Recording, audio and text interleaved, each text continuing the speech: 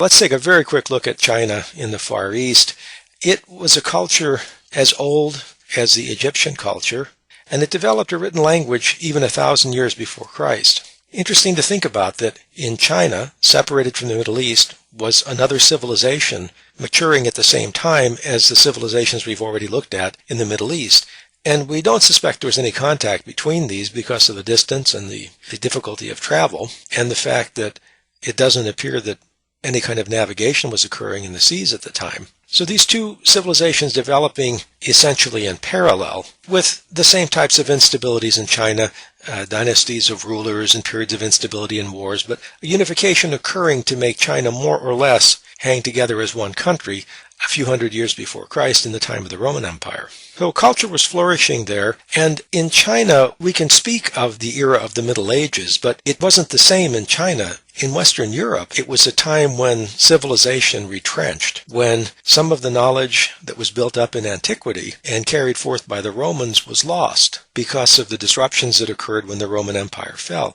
We don't see that in China because there wasn't the same type of political disruption there. What grew up from ancient times forward were these ideas from Confucius, the philosophy of ordered life, and Taoism, harmony with nature, sort of related kinds of concepts. And they have a great bearing on the type of art that was created in China during this period. First of all, let's take a look. China is very massive. This map doesn't happen to picture Japan, but Japan is over here. It's kind of an island about that size. And you see here, China is absolutely huge, bordering on Indonesia down here, and Bangladesh, here in Nepal and India, and here Pakistan, Afghanistan, and then these stands, the Kurdistan and such, those regions that used to be part of the Soviet Union, Mongolia here. This is a very large country, very resource rich, and that's why it's becoming an economic power. Let's take a look at the similarities between Chinese art of a funerary variety in a tomb, more or less contemporaneous with late Egyptian society. You don't see here the same rigidity of form. Here's a horse. Looks like it has some curves to it and some definite shape to the legs. And here you have people,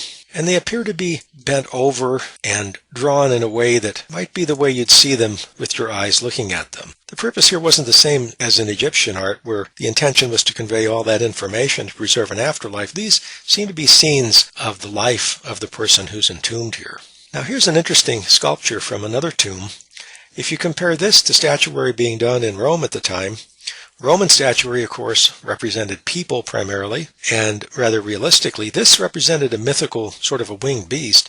But look at the massive nature of it. Every part of this is just power being thrust forward in these curves. These haunches here, and this wing, and this rearing up head like this. It's a whole different style, and these very massive paws here, all this carved out of one piece of rock. This looks like an extremely powerful beast.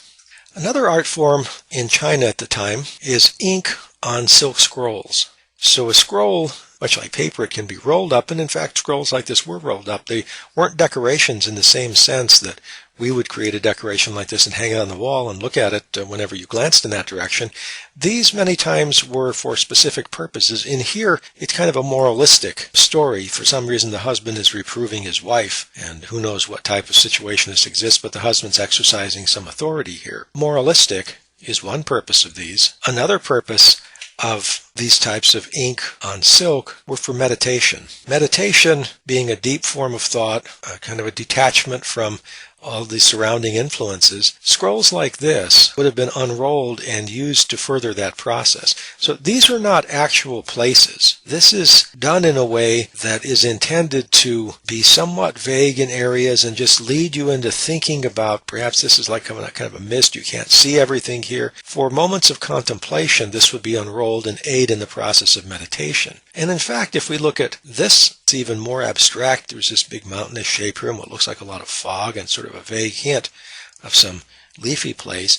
But there's even poetry that's been created by the same artist who created this. People who created this artwork were regarded as intellectuals, and this is distinctly different than the way that people who created art, even at this period into the late Middle Ages and subsequent eras, in many places in Western Europe and in the Middle East, People who created art were regarded as tradesmen, that is, craftsmen. They got their hands dirty. They were not on the same level of status, for example, as a poet, somebody who works in words. Although we might see artists in that same way as expressing something using this medium instead of words. In most societies, up until the Renaissance, and perhaps even somewhat beyond, artists were looked upon as tradespeople and not intellectuals, except here in China. Here, the creators of art such as this, for the purpose of meditation, were in fact looked upon as intellectuals. Here we see a very interesting drawing made 1,000 years ago with ink and color on silk.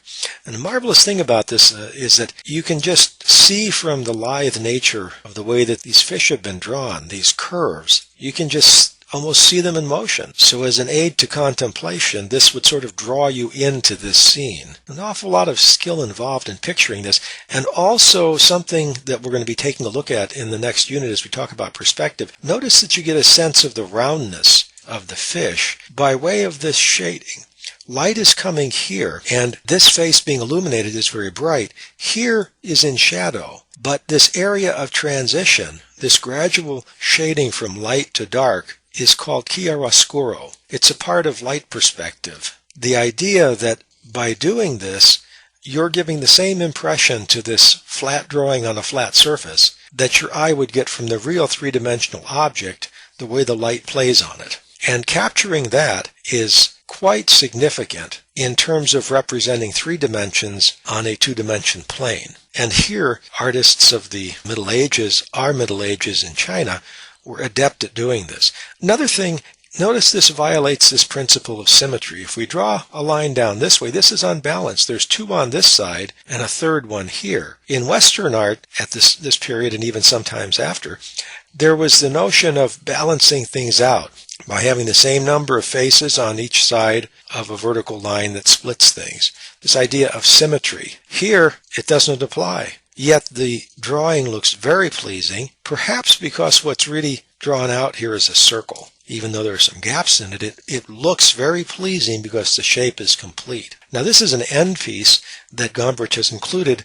It's a woodblock, which is a type of printing that we're going to talk about, a type of relief printing. We'll talk about that in another unit. The purpose of putting this in is a boy painting perhaps some of the kinds of paintings that we had just seen earlier, the ink on silk. Notice the inclusion of some poetry here, or perhaps some profound statement. This is an example of the kind of a person who would have been regarded in China as an intellectual, because he's a poet in the medium of the visual as well as in the medium of words. Once again, a distinct difference in this culture from Western cultures at the time that regarded artists simply as tradespeople. They might have a skill, but it was regarded as a skill the same as a shoemaker has a skill or a barrel maker has a skill. You make art, they make barrels, you work with your hands. In our contemporary society, we would call them blue-collar workers. Now there's another picture here that I want to make sure you see. This is an example of sculpture of the Buddhist variety, Buddhism being one of the primary religions in China. These Lohans, notable figures in the Buddhist faith. The thing about this is, this, as with Roman art, is an attempt to picture something perhaps as it really is, maybe a person who really looked like this, or if not that, at least to show the character of a person of this position. This would not necessarily be idealized beauty, but it's a depiction of something that needs to look the way the expression is formed here, needs to perhaps have a bit of dignity or to capture the essence of a significant person in the faith, perhaps a person who's given in the faith some particular role to play or some name that's significant. Think about that bust of Vespasian, the Roman general who became emperor. In the same way, that was not idealized beauty. That was to show how the man really looked and to evince some of his character. You could see there's power. It's a sternness, in the same way that this has that type of a stern appearance to it. So quite a significant difference here. The people who carved this art had skills similar to those of the Greeks, but those skills were employed towards a different end. The sculpture has a different purpose, and it's intended to convey something other than a concept of the ideal human form.